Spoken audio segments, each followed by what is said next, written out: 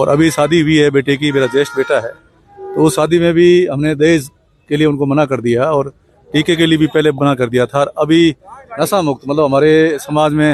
ये टेबलें लगती है, शराब परोसते हैं, तो वो सारा फिजूल खर्चा हमने बंद करके,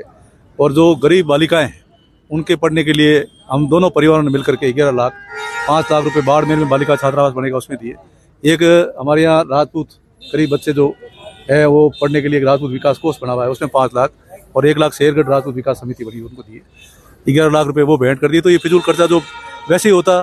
तो पैसा बचा है उसको कहीं न कहीं सदुपयोग हो उसका, और उसमें हमने इसको डोनेट किया है। और मैं आम जनता से भी आह्वान करना चाहता हूँ, और हमारे क्षत्रिय संघ के प्रमुख साहब भगवान सिंह जी रोल साहब सर ने कहा कि हमको एक ऐसा कोर्स बनाना है जिसमें 36 कौम की जो गरीब बालिकाएं हैं जो पढ़ नहीं सकती और उनका विवाह संपन्न ढंग से नहीं हो सकता, ये हमारे समाज को आगे आकर ऐसा कोर्स बनाना चाहिए। कल ही निर्णय हुआ बाड़मेर में,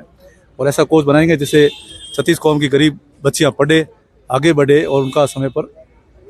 शादी संपन्न हो जाए। सर तो ऐसे सामाजिक सरोकार के काम होते रहे और आपस में सामाजिक सरोकार के काम हो।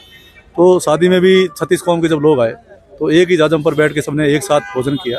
तो सामाजिक समरसता की संदेश हमसे जाए।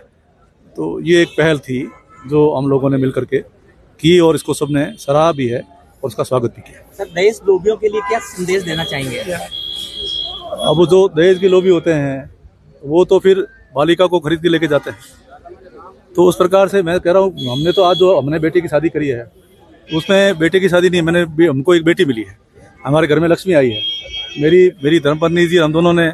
बड़े प्यार से कि हमें एक बेटी मिल गई है तो उसको बेटी की तरह ही उसकी परवरिश करेंगे और वो हमारी बेटी की तरह ही रहेगी। तो हमेशा आज 20 साल 22 साल जिस परिवार में पलती है और हमारे भरोसे पर वो हमारे घर आती है, तो हमारी बेटी होती है, उसको उसी सम्मान से घर में रखा जाना चाहिए, उसको बेटी और लक्ष्मी के रूप में पूजा जाना। सर दो